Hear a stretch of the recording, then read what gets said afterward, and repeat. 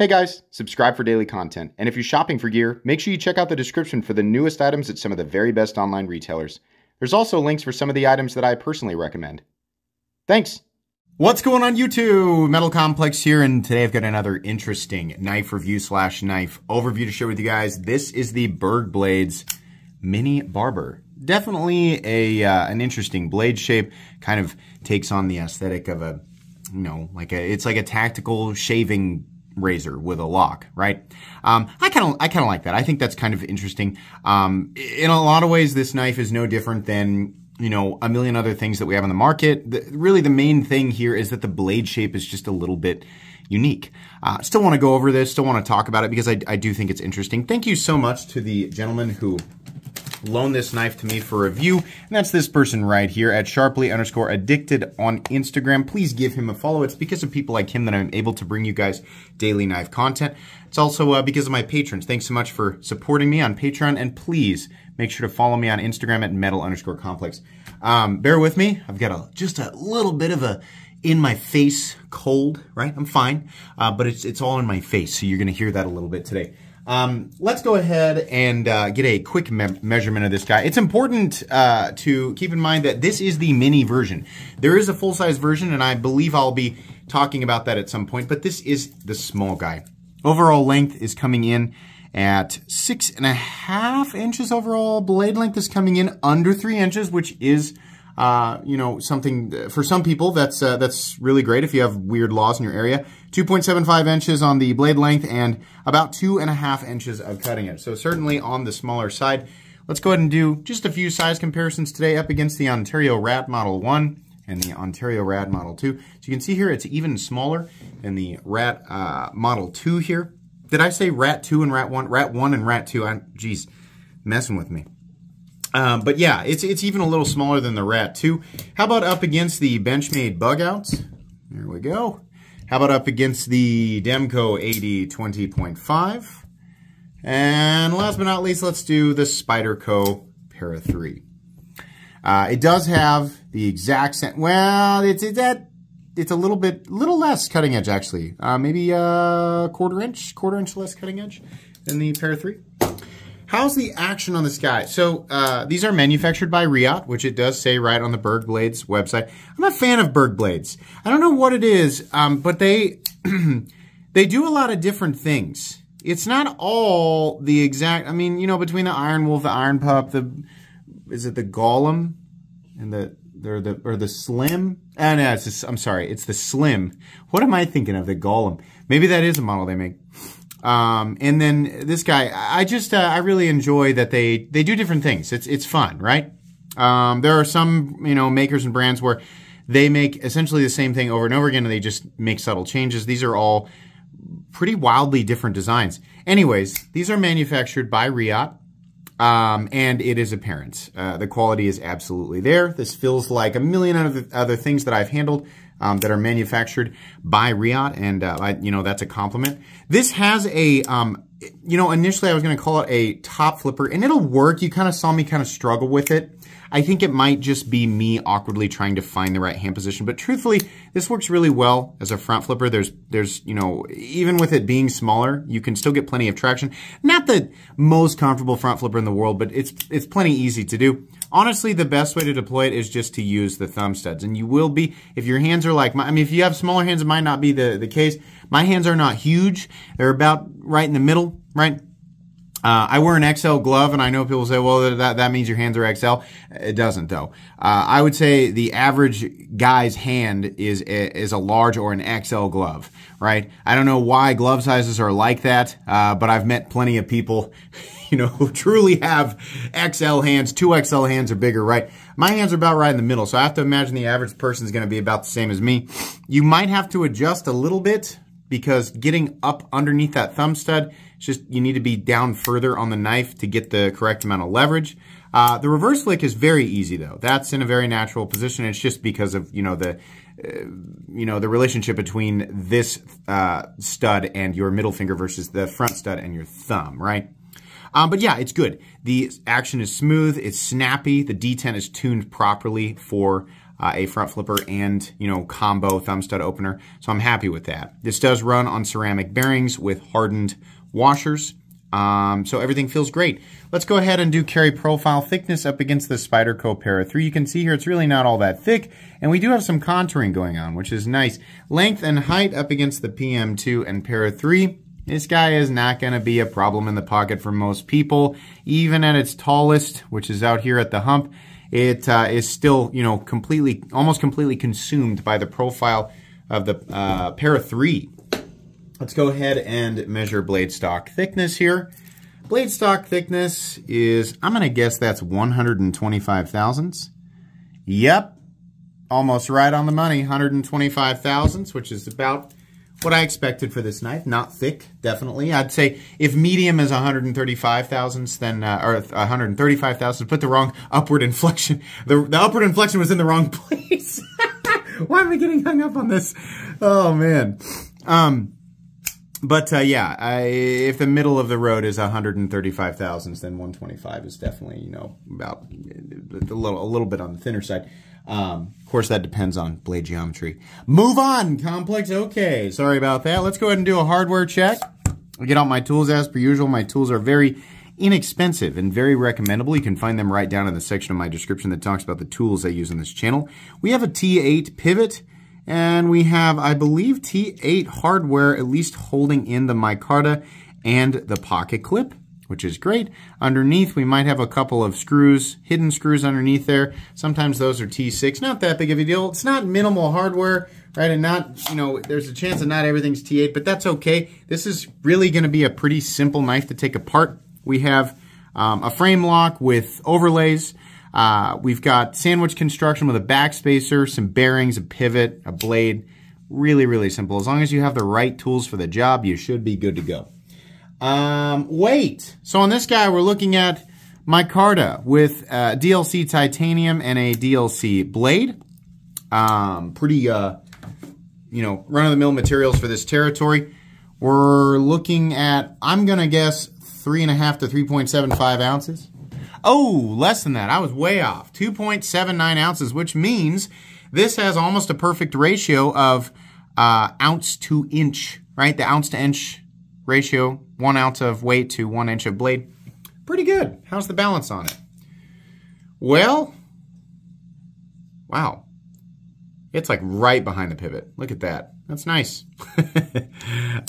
Somebody who's, if this is the first video you watch, I'm trying to imagine somebody who's brand new to the knife world watching a knife review, and there's a guy talking about the balance of a pocket knife, right? If you're new and you're confused by this, we know it's weird. We do a lot of weird stuff like this, right? We obsess over these teeny tiny little details. Why? Because when a knife is balanced, it actually makes it feel even lighter than it actually is. A balanced knife at 5 ounces will feel lighter than a knife that is butt heavy or blade heavy, coming in also at 5 ounces. This, for whatever reason, makes the thing feel a little bit more natural in the hand while you're using it. And it's more apparent as you continuously use the tool over time, right? Making a quick cut to open an Amazon package, you're not going to really notice it. Using the knife for 30 minutes at a time, it's weird, but yeah, you do notice it. So, you know, these details are important to some people. Nobody asked, what's he talking about? Move on and talk about the knife. All right, sorry about that. So this is like a folding tactical mini barber's razor that locks. And you know what? I kind of like it. It's a little bit different than a lot of the cleavers that we see out there, and you know, it's this curvature right here, and the not matching completely. This is a little bit more aggressive dip than the curvature of the blade. But then this up here, it's kind of acting like it wants to be a Spanish tip, and then it turns into something else, right? Sort of a rhinoceros face with no horn. I don't know. It's neat. I like it. There is really no tip. I mean, you can get that edge in there if you need to like puncture something soft like cardboard. Then yeah, it'll work. It's just not obviously not going to be the same experience as it would be if you had a drop point blade. Does that make the knife less functional? Well, yeah, in some situations it will, right? I think for most people, they're not going to care. I think the reason that they're going to pick this up is because it looks cool and it's a little bit different, right? It's just the right amount of weird without being over the top, right? Like the Red Horse Knives Hellraiser is a little bit more over the top, a little bit more weird, right, for an EDC knife. This one's kind of dialing it back a little bit. It still has that cool Barber's razor look, but it's not, you know, quite as like screaming at you. But yeah, it's neat. But that's the fact of the matter is that you don't have a tip on this, and you have to ask yourself, you know, how often am I using the tip of my knife? For a lot of people, they don't use it that much. For me, I don't have to puncture things day to day all the time. I just open a lot of boxes and packages. It's the simplest, most common tasks. That's the type of stuff that I use my knives for. So this would work for me. But for somebody who does need that tip, obviously, this might not be for you. Most people, I think, will pick this up because it's an interesting conversation piece. This knife absolutely caters to the knife enthusiast who is, you know, someone who's been here for a bit. This is probably not going to be anybody's first nice pocket knife. If it is, that's fine. But my guess is this is something that you pick up after you know, have picked up a bunch of different things and you're just looking to explore a little bit, and that's okay. The nice thing here is that we have reasonable ergonomics and a standard grip. You're going to have, if you're like me, a pinky hanging off the end, but the lock-in is decent. You can also choke up on it, and the ergos are reasonable. Your middle finger lands in this sort of halvesy zone right here, and it's not the most organic feeling thing in the world. But if you need to choke up on it and put some pressure down on it, you know, you can do that. The thumb stud is ever so slightly in the cutting path, but not much. Most people cut at an angle anyway. The best part about this is this grip here. This little notch serves as a almost perfect resting place for your index finger. So if you do have to do some draw cuts, it is really satisfying to hold the knife exactly like this, right? Personally, for me, I just want it to be bigger. Some people like bigger knives, some people like smaller knives. With my hands, I want the thing to be bigger. I don't need it to be monstrous. I don't need a 10-inch folding knife, but a larger version of this would be better. And again, I understand that they make that. And that's good, right? So that people can get the things that they want. I don't know what it is about this thumb stud. Is the combination of it just being placed where it is and the knife being on the smaller side. It's not tiny, but being on the smaller side just makes it a little bit awkward to deploy. I wish that this was more of a cone shape, not like a Chris Reeve cone, right? The aggressive, you know, bite your finger pyramid. I don't like that, but just more like this, right? These are just perfect thumb studs. I like that. And the fact that these are barrels that don't, like it does, like the tip isn't like tapered. It just makes it a little bit awkward to come at. But it's okay, right? Top flipping it seems like it should be really, really easy, but for some reason I fight it a little bit. It's just the way that it is. The blade has a flat that runs out about 95% the length of the blade. The nicest thing about not having a tip is that you don't have to worry about breaking the tip off. I mean, it'd be really hard to snap this, right? I mean, you can see there's a lot of material here, so you just don't have to worry about it, right? In some situations, I never, ever suggest that you use a pocket knife to screw anything. But in, you know, a situation where you're just, all you have is your knife, right? And you have like some wide head, flat, or Phillips head screw that you just need to tighten up real quick, that little area right there might actually work. Right? It is obviously not a dedicated thing, but there's very little to damage, right? You're much less likely to actually damage the edge, and this will, you know, it could do that, right? If you don't need, I don't think torquing on a knife like this is a good idea, right? And again, I think they only offer a 3-month warranty, which is pretty common with, you know, stuff that's manufactured by Riot. But I would imagine that would go against the 3-month warranty. So, you know, I'm talking about after the warranty's over and it doesn't matter anyway, you could technically use it that way. That's one of the first things I thought. It's just thin enough with some of those screws that it could work. I wouldn't necessarily recommend that you do it all the time or make that your dedicated screwdriver. Use a screwdriver if you can. The edge, this is actually hollow ground. And initially, I didn't pick up on that, but the edge gets relatively thin.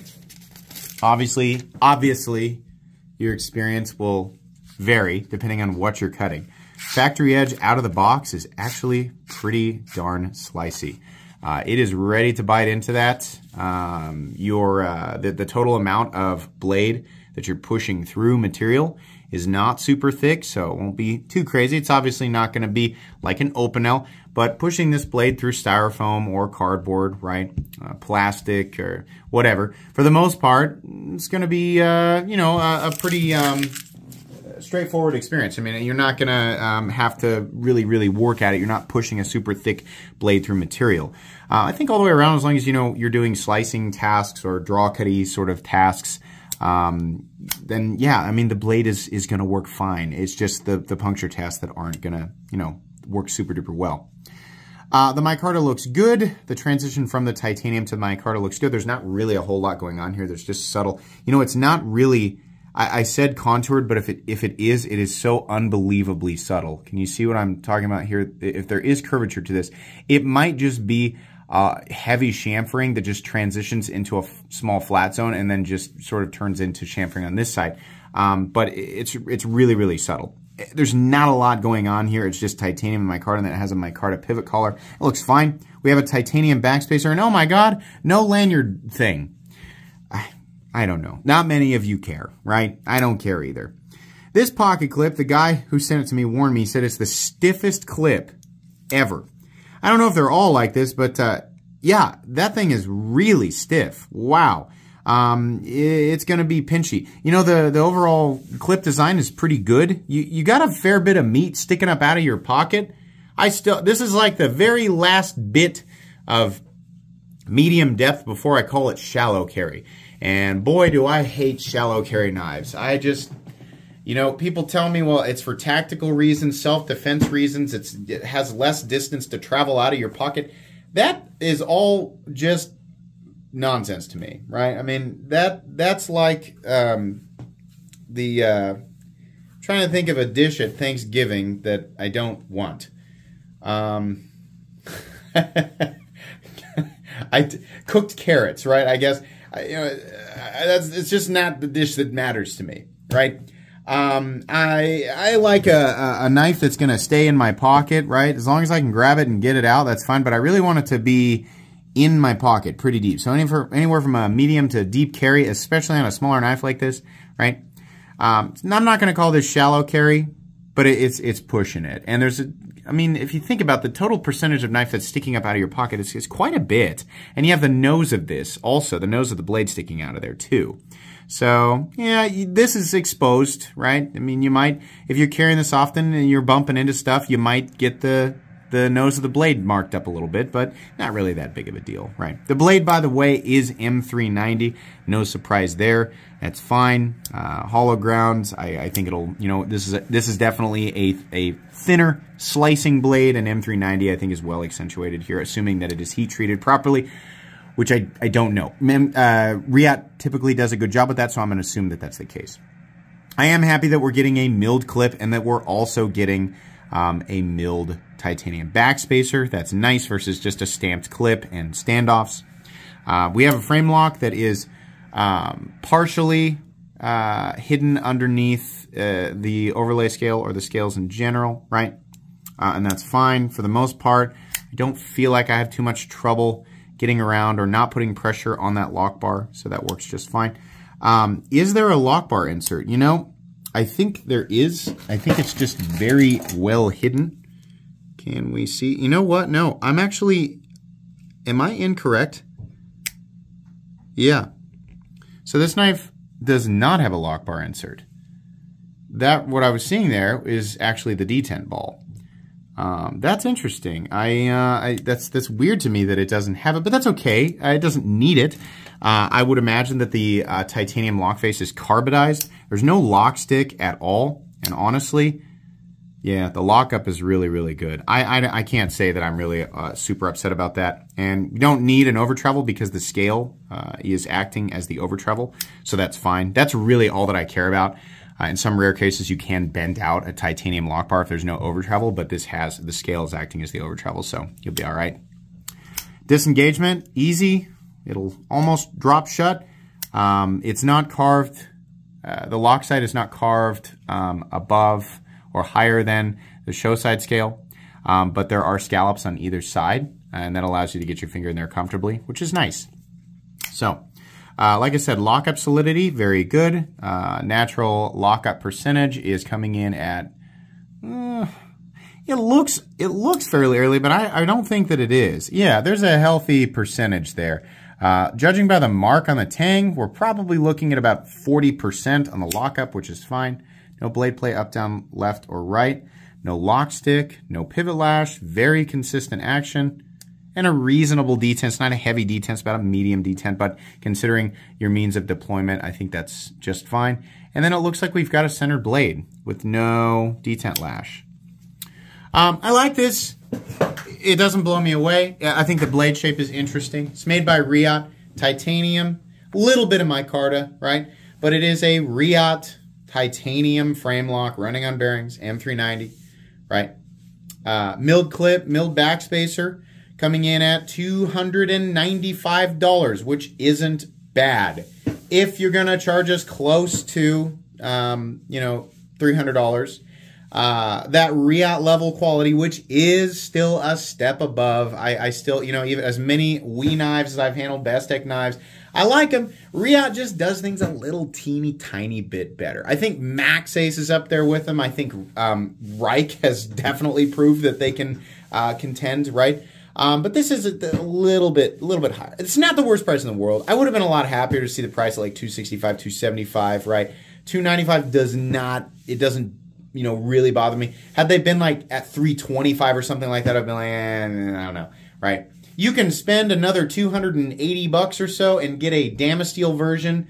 I know a lot of people are like, $280 for Damasteel. Well, you also get all of the Zerkatai hardware, like the pivot collar, backspacer, pocket clip, and that is expensive, right? Whether people understand it or care to admit it, right? That stuff is expensive. So that version of it that is an additional $280, it's not like they're charging an additional $280 just for the Damasteel blade. I would say about 150 of that is the Damasteel blade. Not exactly. I mean, there's obviously room for them to make profit off of it. And then another 110 or 120 is the clip and the hardware, which is, it's okay, right? Zerkatai is an expensive material, right? So I think that's somewhat reasonable. It's not the best price I've ever seen in the whole world, but it's okay, right? But the base price, that's the one I want people to focus on. I think that is fair-ish, right? It's okay. Doesn't blow me away. The knife itself doesn't blow me away. I think I would much prefer a larger one, and I think many other people would too. If you just really, really like small knives and you like the tactical locking Barber's blade look, then you're going to love this, right? Especially if you've experienced Riot quality before. This is something that you're going to enjoy, right? But I think it's going to be very specific, right? I'll make sure this is linked down below. This is okay. I'm not going to say that everybody should be rushing out to buy this. It's definitely not something that I can recommend to, the majority of people, but it's okay, right? So I think I'm just going to leave it at that. Thanks again to the gentleman who loaned this knife to me for review. Please make sure to follow me on Instagram at metal_complex. If you enjoyed this video, leave a like. If you'd like to check out my other content, I do of course have lots of videos of knives that are either expensive or inexpensive that I do or don't like, so check those out. And if you enjoy all my content, go ahead and click on that Metal Complex logo right there and subscribe because there's definitely more coming. Thanks again for watching, everybody, and have a great day.